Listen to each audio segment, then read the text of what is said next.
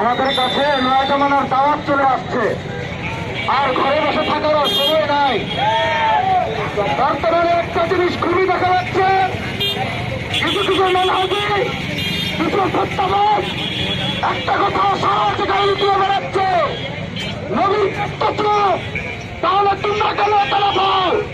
আর নবীর দেশের মানুষ তো নবীনকে উৎখাত করে দিয়েছিল, নবীর দেশের মানুষ নবীকে রাখা নাই।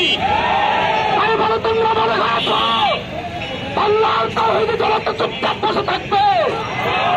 আর এদেশে সে সময় নাই। এদেশের তাওহীদে জনতা, ছাত্র জনতা আল্লাহর আকাশ বাতাসে যেভাবে চূড়ায় ঐক্যবদ্ধ হয়েছিল, ফিলিস্তিনের গাছপালা ফিলিস্তিন করে নিজেকেও স্বাধীন করতে বাধ্য হবে।